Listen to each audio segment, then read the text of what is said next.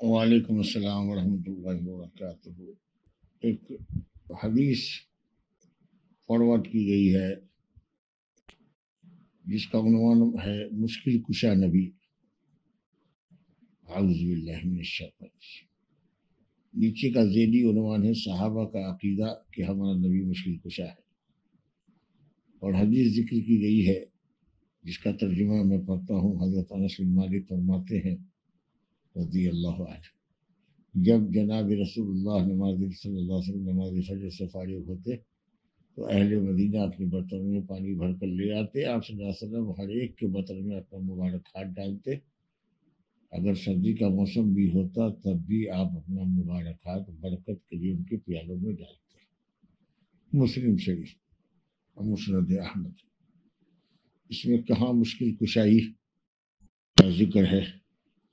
در حقیقت اس حدیث کو نقل کر کے اس پر عنوان مشکل کشا نبی کا لگا کر اس حدیث کی تشہیر کرنے والے نے اپنی بدعقیدگی کی تشہیر کی ہے۔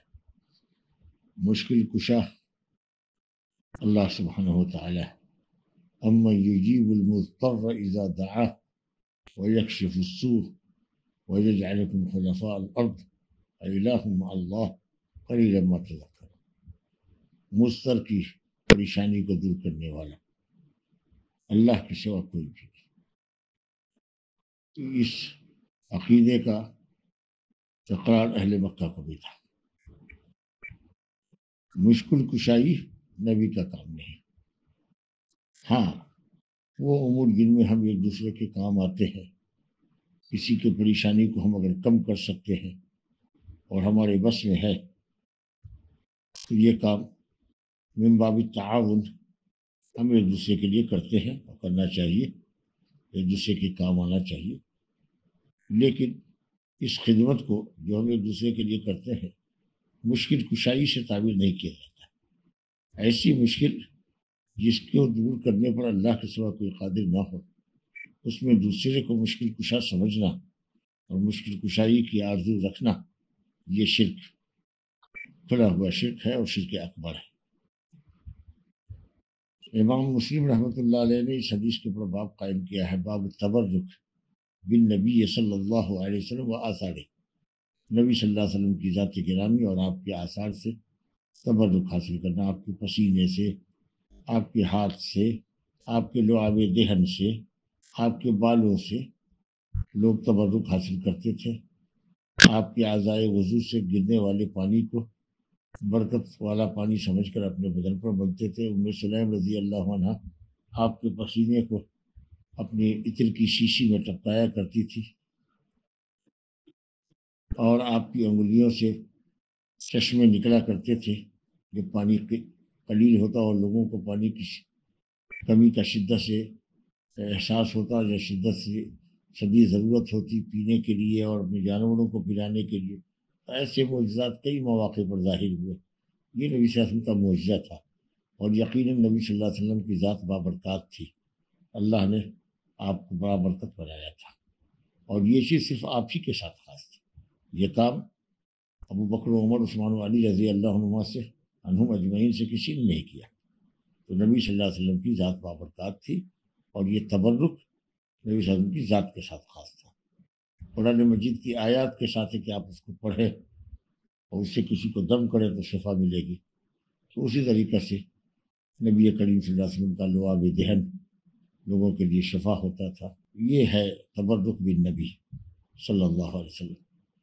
تو کچھ مدینہ کے خدام، خدم المدینہ اہل المدینہ، مدینہ اہل مدینہ کے خدام جو ان کے یہاں نوکر چاکر ہوتے تھے، وہ پانی برتن میں لے کر آتے تھے اور نبی صلی اللہ علیہ وسلم سے گزارش کرتے کہ آپ اپنا دست مبارک اس پانی میں ڈال دیجئے تاکہ ہم اس کو پئیں اور ہمیں اس کی برکت حاصل ہو، یا ہم اس کو ذریعہ شفا سمجھ کر کے پی لیں، نوش کر لیں۔